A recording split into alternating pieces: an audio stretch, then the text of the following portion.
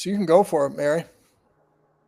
Oh, fantastic. Okay. Well, I'm Mary Poppen. I'm the president of Horizons Employee Experience. I'm a prior chief customer officer for LinkedIn, SAP, and I got some startups in HR technology before that.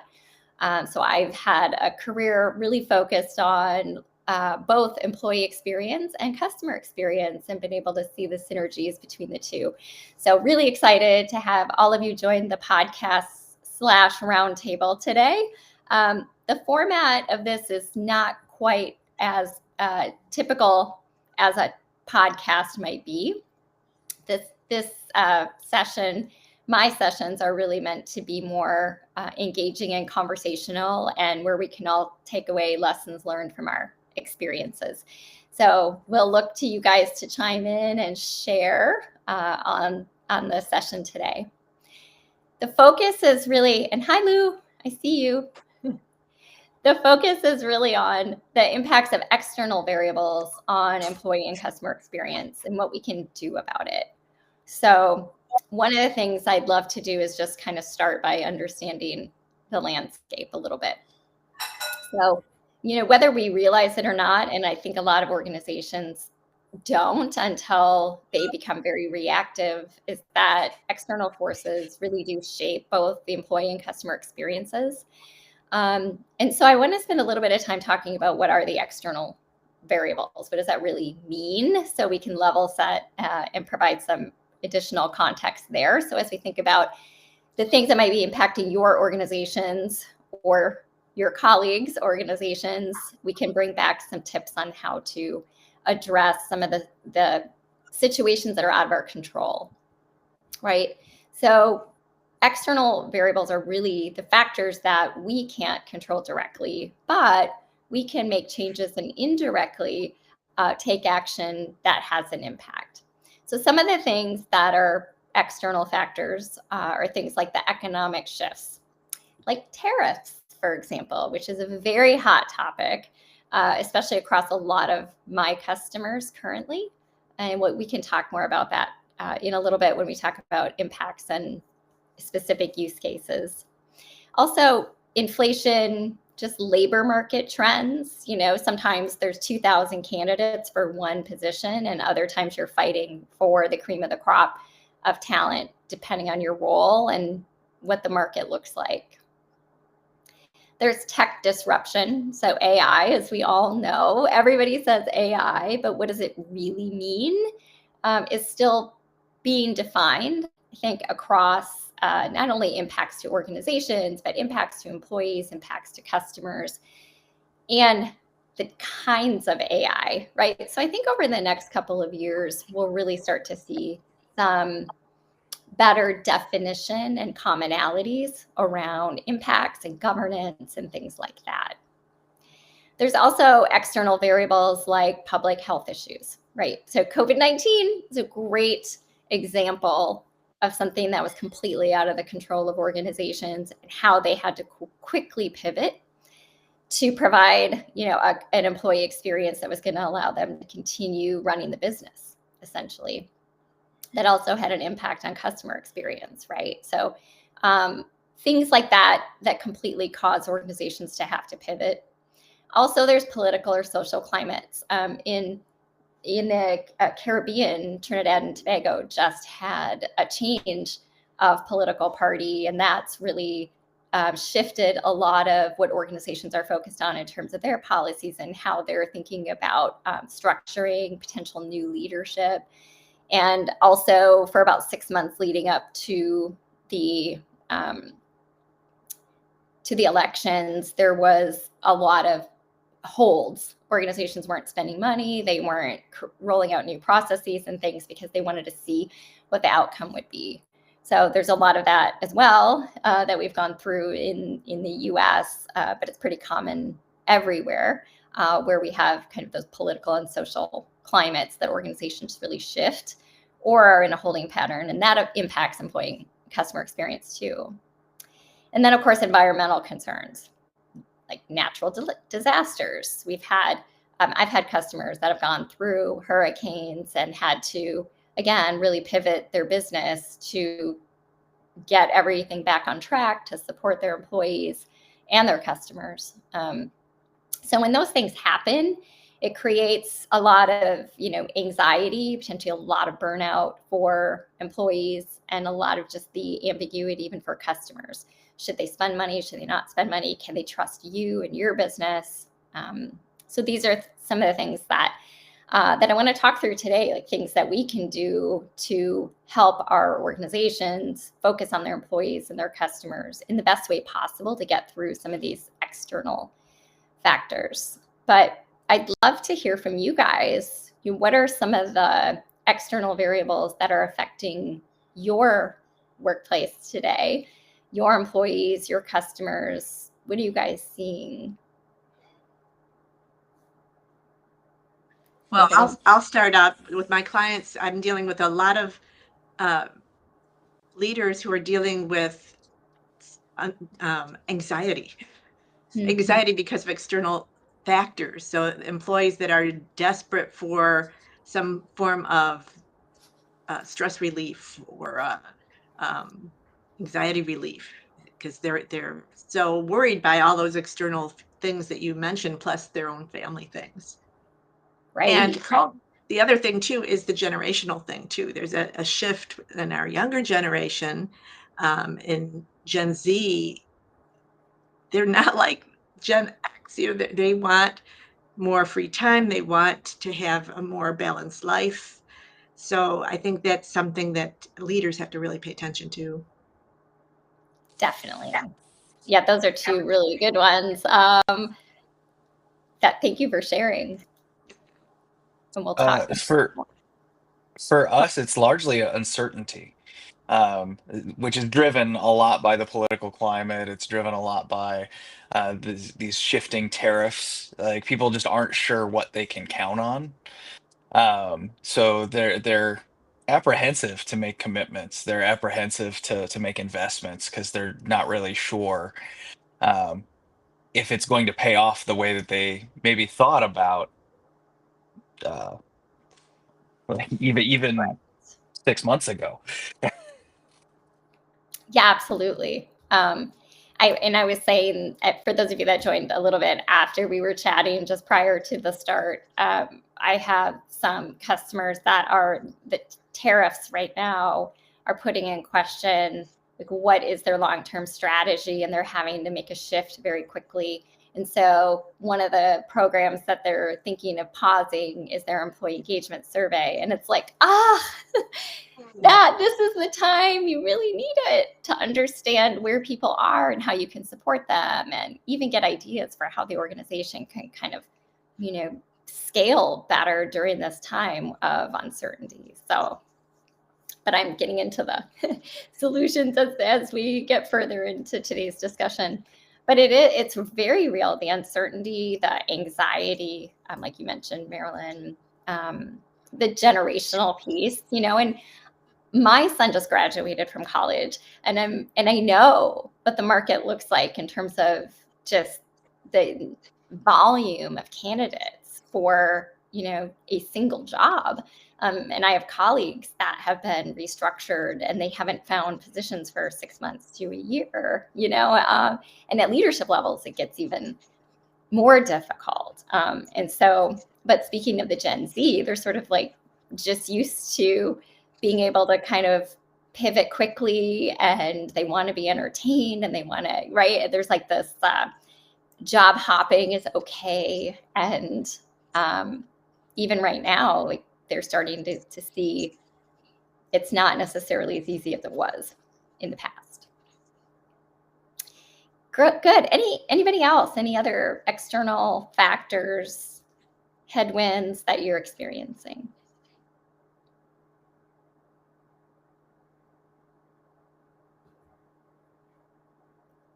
Okay, you can chime in as we go. I want to talk about a few case studies. I'm going to pause after each one just to get your guys' reflection on what you think, how the organization handled it, what else they could be doing. So we're going to move from theory to practice. The first case study is really about an economic downturn. So a mid-sized retail chain during an inflation surge. The costs went up, the supply chain stalled, and customers were frustrated by high prices and empty shelves. If this sounds kind of familiar at all. Employees at the store level really bore the brunt of the customer complaints, right? And it became frequent. So they had no control over the inventory or the pricing, but they were on the front line and they were expected to maintain cheerful service and keep customers happy, right? And that obviously led to a lot of burnout. So leadership responded by launching a weekly briefing to explain the changes transparently. The store managers were trained to diffuse tension and communicate empathy. So while not perfect, this reduced employee burnout and improved customer satisfaction. The takeaway from this case study is really acknowledging what's outside your control and empowering employees with context and communication skills. So what are your guys' immediate thoughts? Why would just communicating transparently have had an impact on the employees and customers? Well, being kept in the dark is scary. Go back to the uncertainty that was it Matthew had mentioned. Uncertainty is sometimes worse than a known difficult situation. So I think transparency is a key communication skill to keep people feeling like at least they're in the know. Right. And it can kind of help them see the light at the end of the tunnel, right? But also have something to communicate to the customers, at least as much as they know or can communicate, right? So just that feeling of being empowered to know what's going on. So reducing that uncertainty. What else could they have done? So they did the leadership training and then they did communications. Is there anything else you think they could have done to help employees with burnout and to help customer sat?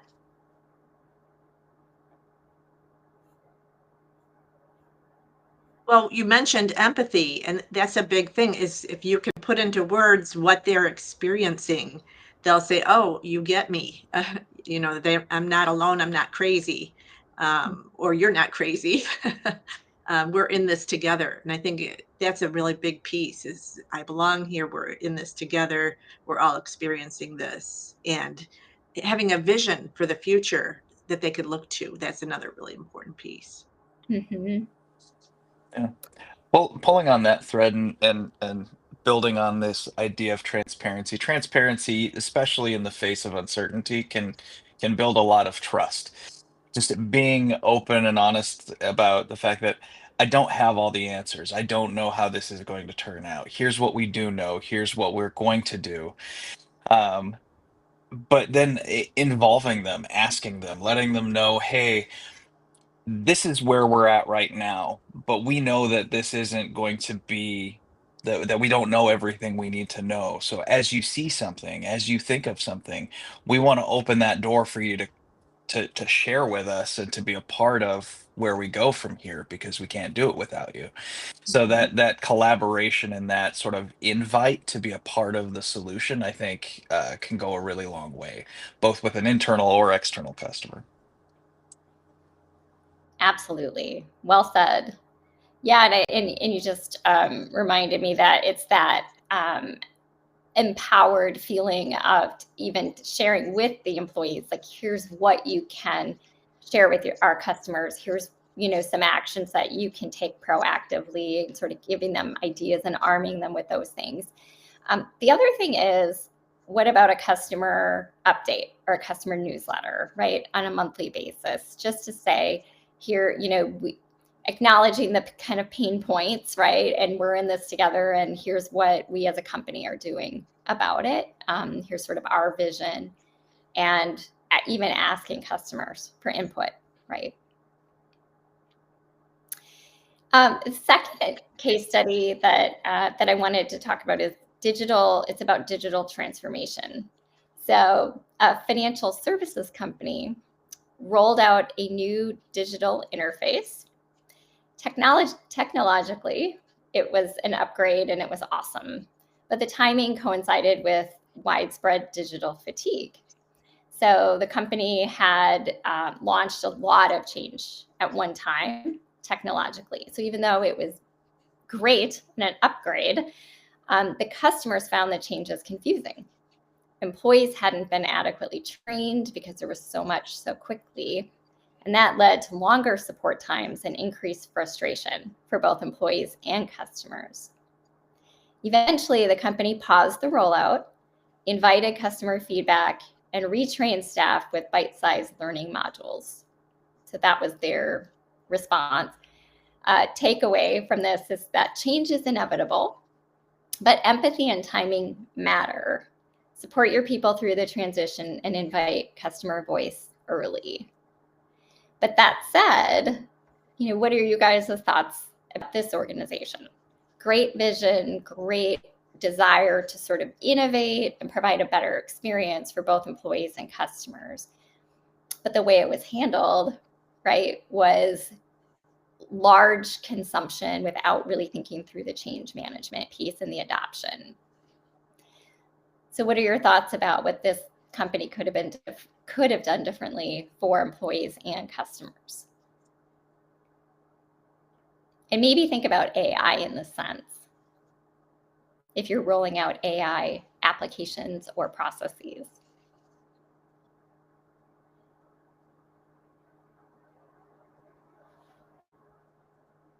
Is anybody going through that in your organization? New AI?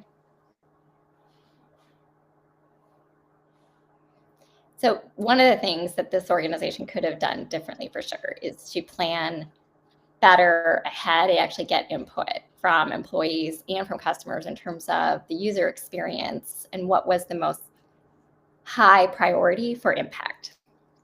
And then plan to roll out in phases so that you would be making, an impact on the biggest pain points, but then be able to roll out kind of a full solution over time instead of trying to rush and roll it out quickly.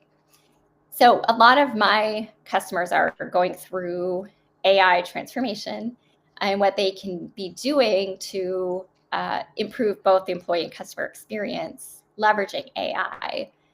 But there's a lot of confusion internally cross-functionally. So a lot of separate functions, like sales is rolling out different AI strategies and models and technology.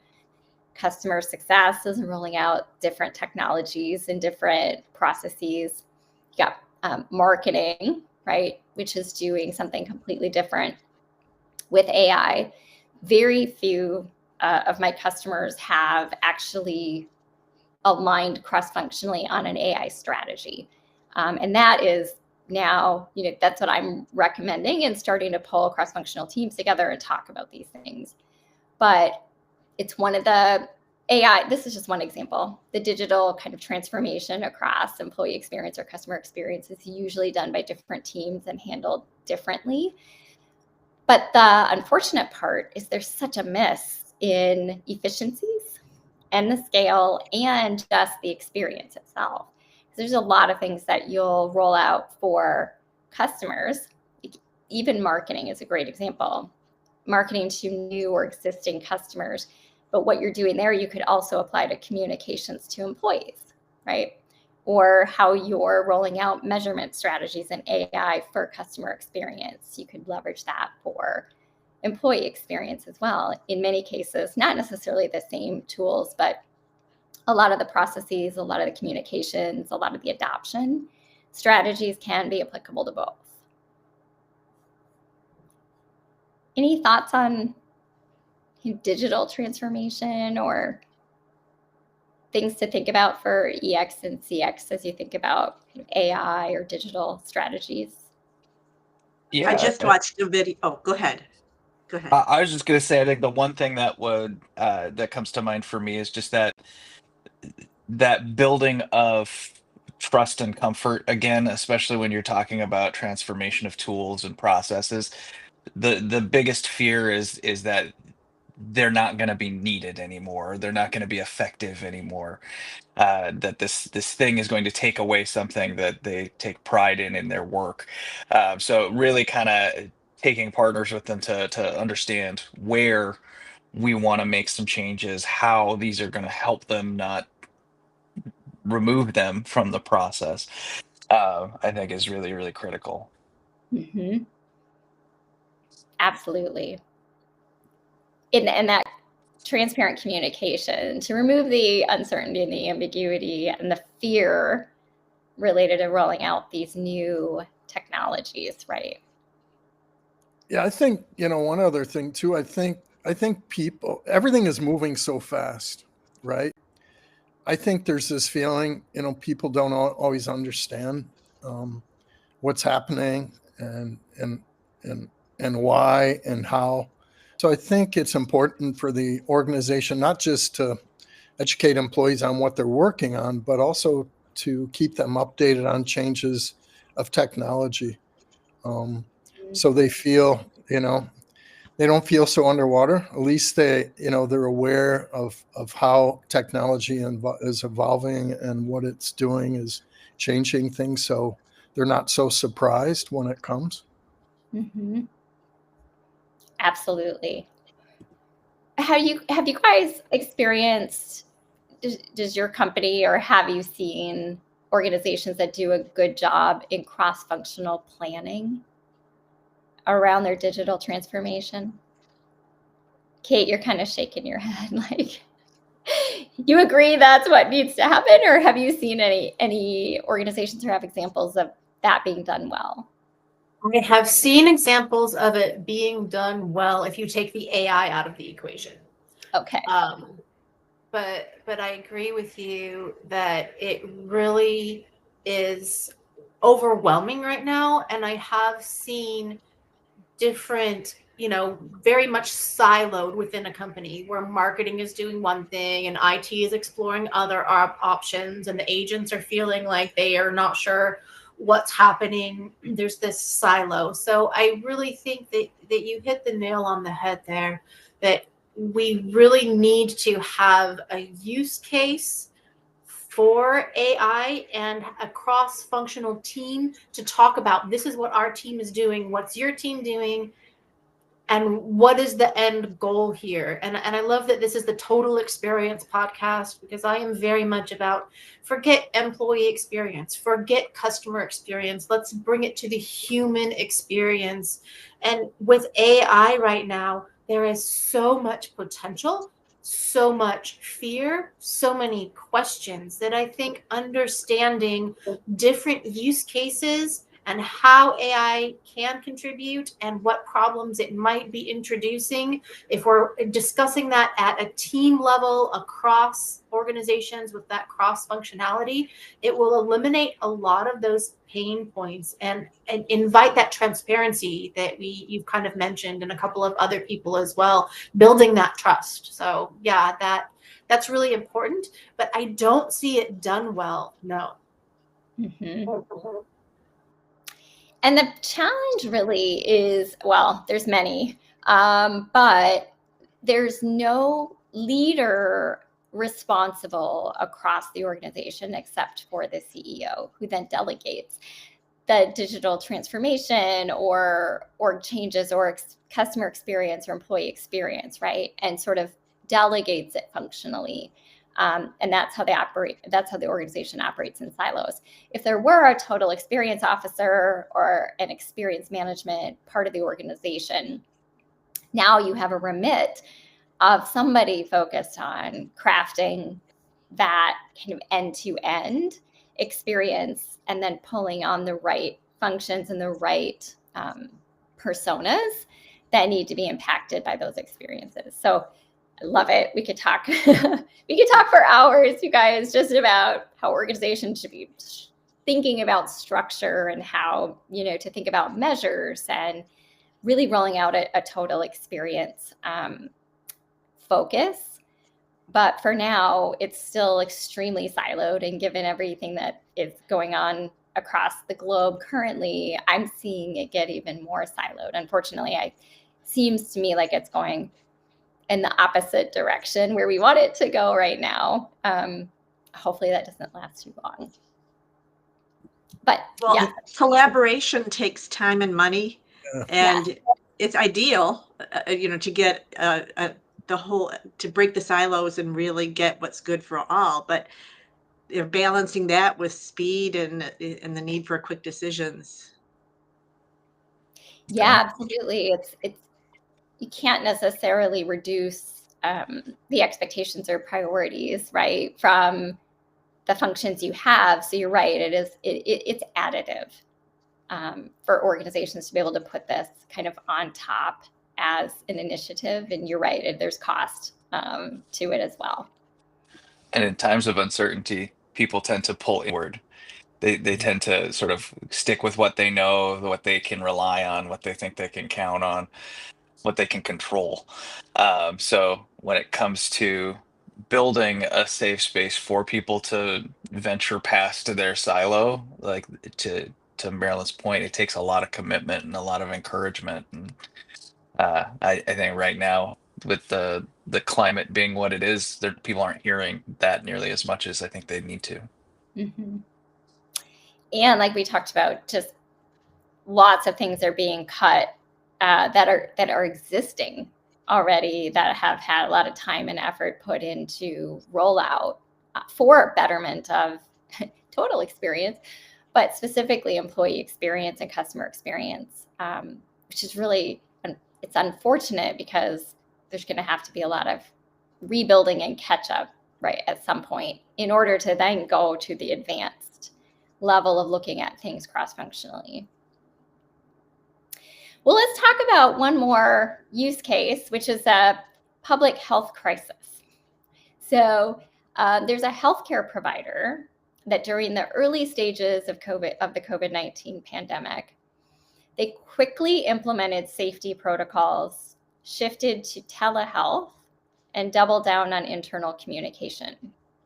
Weekly updates, they provided mental health resources to employees, virtual town halls, and they helped employees stay connected through various technology, both remotely and in the hospital settings. Externally, the company proactively messaged patients about safety, appointment options, and what to expect. The result was high employee retention, increased patient trust, and a reputation boost for this particular healthcare organization. Takeaways: in a crisis, clarity, compassion, and consistency are the best tools. So thinking about, your own experience, does this resonate with what you experienced, either as an employee, if you're part of a healthcare organization, or as a patient? When the pandemic hit, do you feel like your healthcare providers pivoted quickly, provided what you needed? Is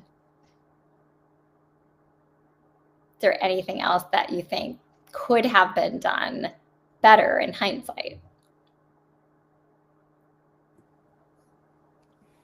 Yeah, I think in some ways they did. Like they pivoted online and you had virtual meetings, but having experienced healthcare in other countries, specifically Thailand, just how they view who they are and who the patient is. In Thailand, I feel more like a guest. I feel more like they're there to meet my needs. But in the U.S. healthcare system, I always feel like they feel like they're doing me a favor when they see me. It's hard to get a visit. They're behind glass when you go in, regardless of when it's COVID or not. And then you're made to sit in a cold waiting room and wait, and look at the wall or your phone. So in my mind, that mindset maybe inhibited their way to pivot in an effective way. But at the same time, you saw in the hospitals, you saw these incredible extra human efforts on the part of the people in the hospitals, which And to me, the most troubling thing in talking to administrators is the administrators weren't spending time understanding what their employees were going through and the mental toll and what their motives, and I think we've talked about this, about, why aren't we taking a jobs to be done approach, both functionally and emotionally, to understand employees? And healthcare is a great example of that. I mean, people who choose to work in healthcare, they're very unique individuals. And then all of a sudden to have to deal what people dealt with during COVID, I mean, it was hard for us. Can you imagine having to get up and go to work every day in a hospital, knowing that you might contract the virus and die? And yet, that just blows my mind. So I'm kind of conflicted because I've seen, I saw what they had to do. They had no choice. But then I didn't really see, I didn't see that extra human effort being done by doctors or healthcare systems to help educate me on what was going on and how their systems were going to change and how I could reach out. Or I didn't really get a sense of that. So. Yeah, well, and one of the things, just kind of high level, when we think about experience management, a lot of times I feel like healthcare is sort of not thought about uniquely. And so like the patient experience a lot of times is lumped into maybe user experience. So when we're thinking about how to roll out changes for employees and changes for customers, right? Patients are kind of customers, but they're really maybe more like end users. So, where do they fall? And why don't we just maybe create a separate bucket, right, for that experience? It is different than purchasing a technology and being on the receiving end of that as a user or a customer, right, a business. Healthcare really is unique. It's way different from retail. It's way different from financial services. So maybe we need to start thinking about healthcare a little bit more uniquely. Maybe you guys have seen that or experienced that.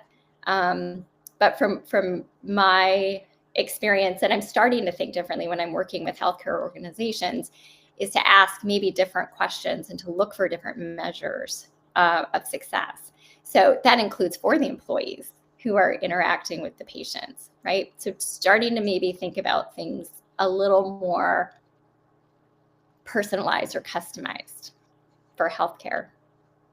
Yeah, Well, Marilyn. and with that, it's not just patients, it's their family. Those are also the customer or the Right. user, because it's the most scary time in a person's life usually when they have to go to the hospital, whether it was COVID or not. It's the most challenging of customer interaction with not only the patient but their families who are there to support or not support. I mean, it's on steroids, actually, the customer experience. I work in the patient experience platform in eye care, and it's a big disconnect with the employee feeling valued or the employee being part of a team. I haven't been back in the office space realm in a long time, and I've been in now several offices, and I see what works really well, and that comes from everyone working together as a team, and then that patient experience being taken care of. Like yesterday, we had a patient who just couldn't wait for the doctor because they had to pick up a child from school. They took care of her right away. We did all the testing that needed to be done. The doctor had all that, and the doctor had the opportunity to do a telehealth or set the patient up with one of their Arabic speaking doctors that they have. Having that capability in the office from that standpoint could be service in the Detroit area. A lot of patients that are in from the Middle East, and it was so comforting for them to be able to have most of the testing done, and they felt they were more valued yesterday. But I go into offices all the time, as Tom mentioned, and there's a piece of glass there, and there's a person sitting there that doesn't really want to talk to you, and Marilyn was great when we were together in collaboration, and she mentioned, and it still sits with me, Marilyn, that that person is maybe in a task oriented position and not happy. It's stressing that person out and connecting people into the right position so that they can thrive and feel valued. I don't really like when I see on LinkedIn a series of one office in particular, constantly asking, hey, we have this position open and this position open. And it's like, I don't think they understand that when you put that out there, people start wondering what's wrong there. They go, why is that door revolving? When I can go into a place and see the same people there year after year, or visit after visit, I know something's working right there. And so my favorite thing to do is to go in and do the holistic view of the practice and sit down with the administrator and the physician and go through, this is really working well. We could probably improve here, and getting everybody on the same team. So I'm part of a program, what's called PX 90, and it's about patient experience improvement in 90 days with the whole practice, and everybody is involved in that. And I just started with it. I'm an affiliate with them. It was actually my mentor who actually brought me on board, and I'm super excited about it because it is a great program to help that patient experience be what it should be. Like, it's not a cold waiting room, Tom. It should be like you're walking into my living room and you're welcome there. And one of my doctors made their office art gallery, and they're selling the art in there. And 10% of it goes to an eye charity, and the 90% goes right to the artist. So coming up with these unique ideas for that whole experience when you walk in the door. Mm-hmm. Wow, I love that. And it goes even beyond like the total experience there to community impact, right? And to building kind of community and supporting other local humans, just people, right? And businesses. That's great. So I have all these ideas, Tom, for XM Global now for like subspecialties. Yeah. Well, I mean, healthcare is so unique. I think healthcare, and Lou, correct me if I'm wrong, I think healthcare is one of the few experiences where people come, and I'm glad, Marilyn, Kelly, you brought up family, where both the patient and the patient's family come in a distressed emotional state as well as a physiological state. So it makes turning that around so much more difficult. But what I keep hearing from healthcare administrators is there's too much of a focus on safety and security. And I hate to keep bringing up Thailand, but I think what turned Thailand was when healthcare tourism, where it was Bumrungrad Hospital in Bangkok, and when you go in, it feels more like a 5-star hotel, and so do all the behaviors of the employees and the process design. But I think that had a broad impact across the country, where no matter what hospital you go into or what clinic you go into, you feel like a guest. And Kelly, I'm glad you brought up the waiting room, because my doctor's office in Thailand, everybody greets me. There's no glass, no need to feel that you need to have a barrier there to talk about, in today's world, you're not talking about patients anyways. And then the waiting room is tastefully designed. There's a cappuccino machine, there's infused water, there's comfortable furniture, the right paint color on the wall, the right music. And what I find really interesting there is they keep you in the waiting area because it's comfortable as much as possible, and they take you to treatment rooms when it's time. And the doctor is in a set place behind his desk or her desk when the time comes, and you're brought there. So you're never felt like you've been abandoned, or you're left waiting for an undetermined time in an uncomfortable environment.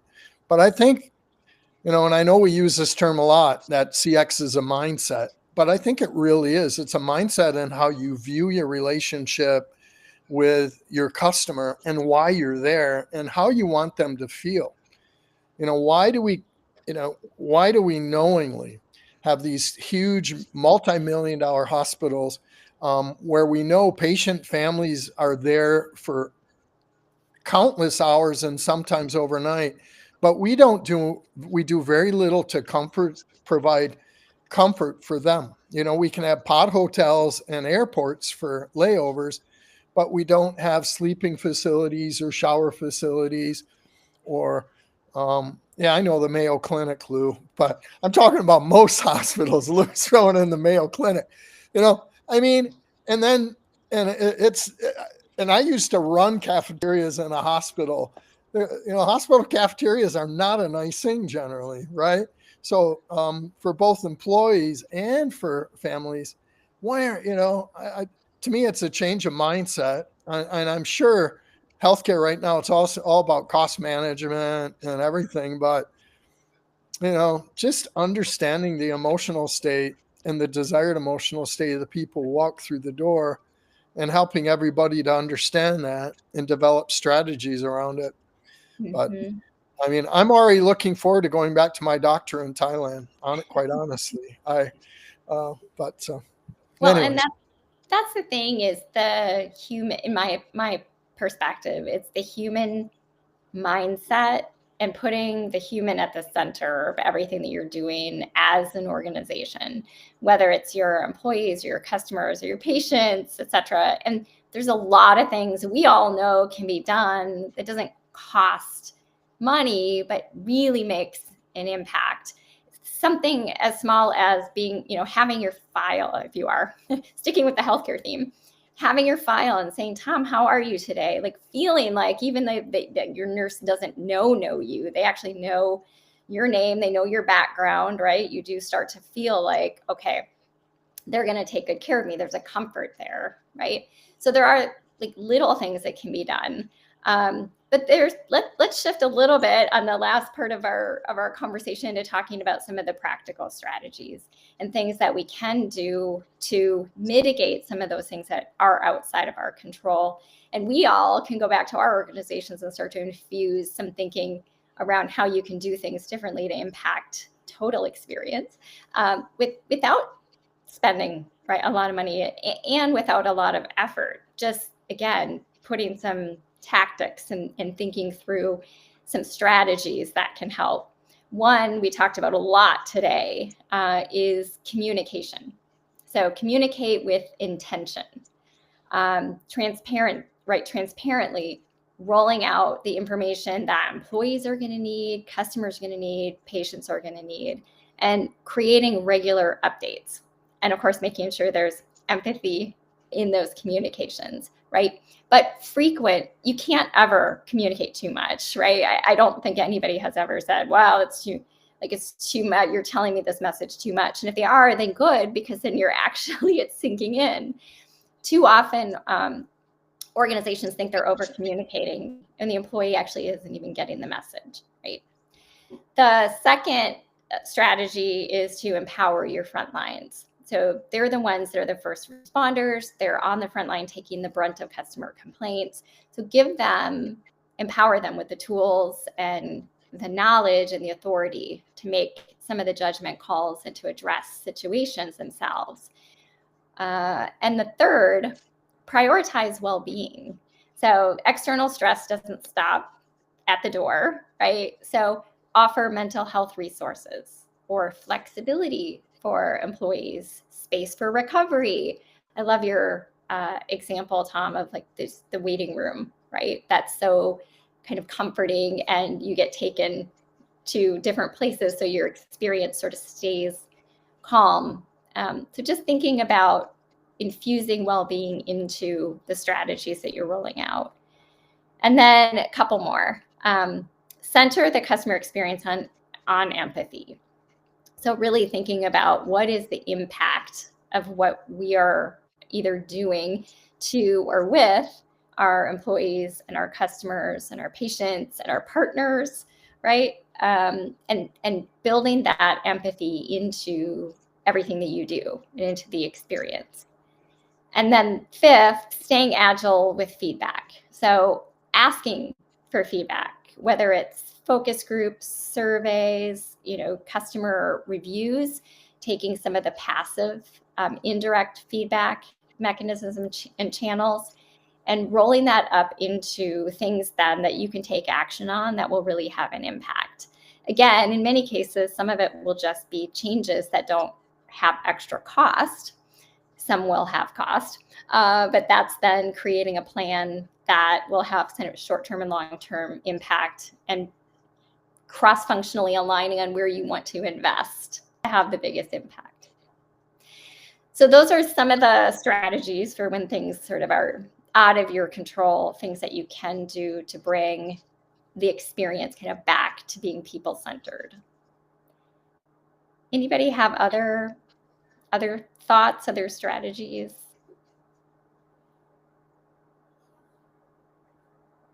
Well, I'll throw out this. It's one thing to say empathy, but I can't tell you how many people don't know how.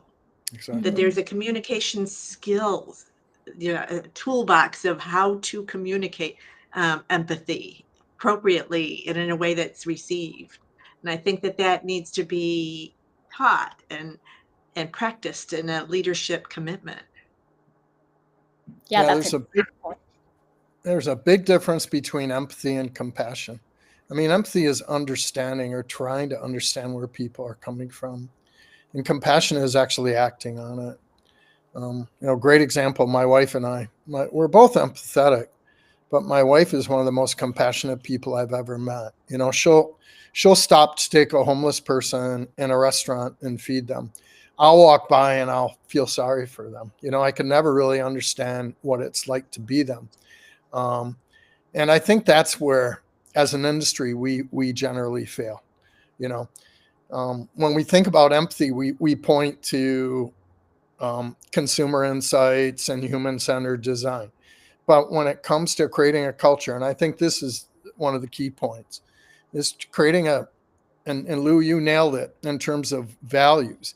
Does your organization embrace customer-centric values? But to what extent do you communicate those values and celebrate their performance in the organization? To what extent do you help individual employees to understand their role in impacting the customer and providing them with customer feedback to understand how they've made an impact? And I think most organizations fail in that regard. I think in general, as human beings, we want to help other people. There's a reason why we're in the business that we are. But I think, first of all, I think senior leadership is out of touch. They don't want to see much data. Red is good, green is bad. That's why NPS is so popular. And neither do managers. Leaders and middle managers want to take ownership of employee engagement. For whatever reason, I believe, and Mary, I'd love to hear your thought on that, they view employee engagement as an HR responsibility when it's their responsibility to sit down with employees and explain their role. It's their responsibility to reinforce positive customer value-driven behaviors.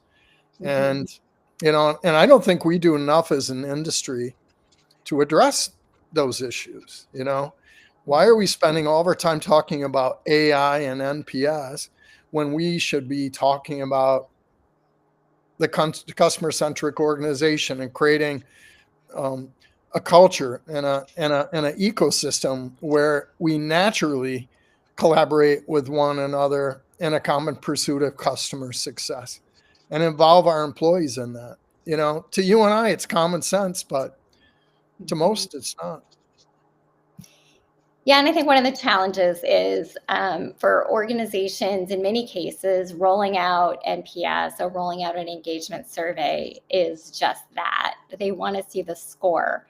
And if we're green and we're doing good, yay, pat ourselves on the back and then move on, right? But there's no digging into what's working, right, so well, and then you can double down on that. So what often happens is you lose sight of the things that are working, and then you start to slip, right? And then it becomes this reactive, oh no, what's going on? Our customers are now unhappy, or our employees are unhappy, and we're seeing a lot of attrition. So then you have to play the catch-up game where if all along you're measuring these things and actually using the insights to take action, and it becomes part of the operating cadence of the company and built into the values and who we are, that makes a huge difference, right? Those are the companies that are really differentiated and successful.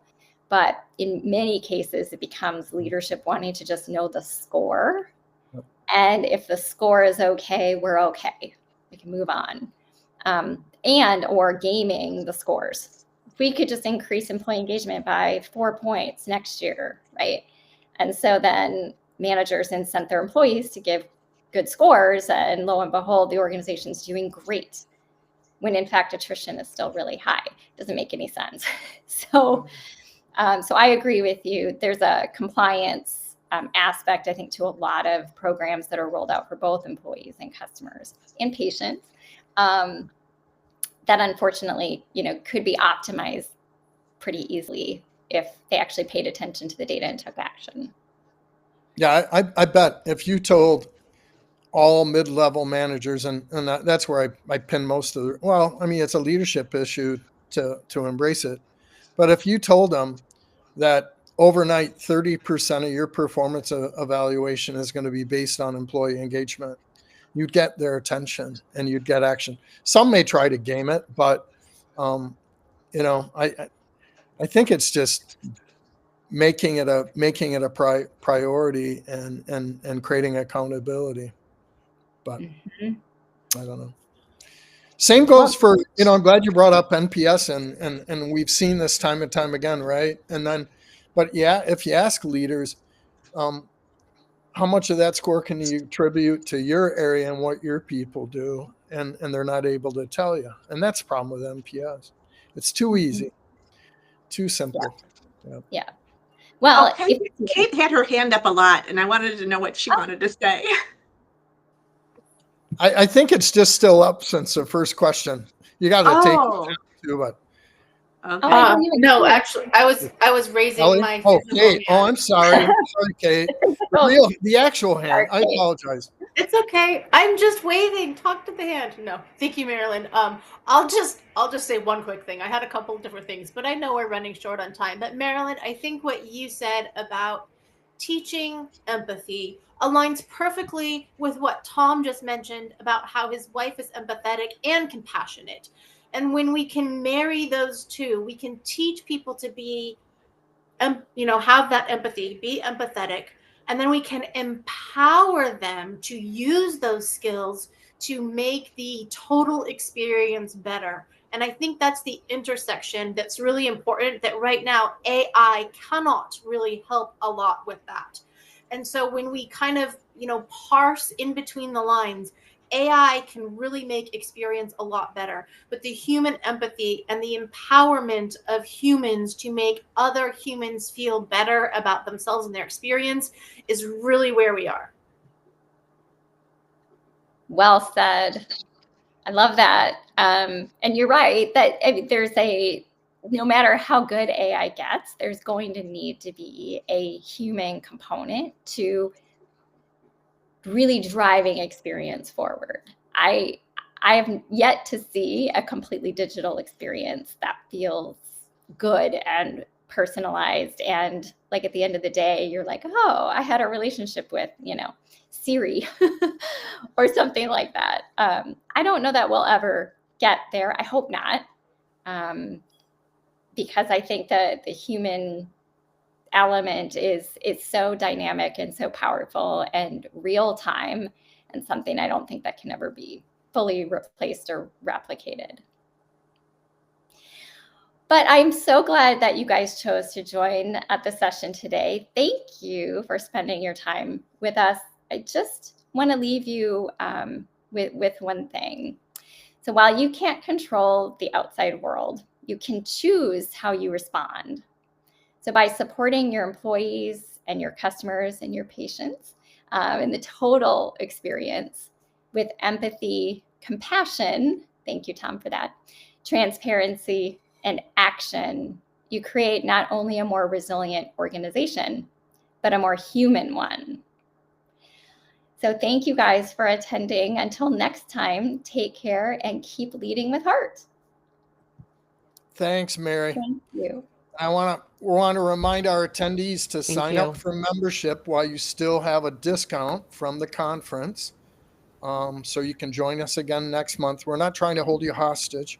We're just trying to provide members tremendous value, not only with Mary's podcast, but with 5 other podcasts that we have, and regular programming and mentorship and so forth. But thanks, Mary. Very insightful. Loved it. Thank Loved you, it. everyone. Good to Judy, see thanks you. for joining from Kenya.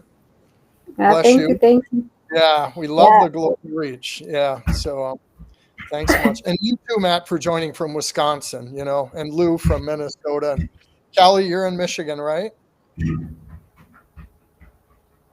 Oh, Kelly's gone. And Marilyn and Kate, She where are you? was, I think.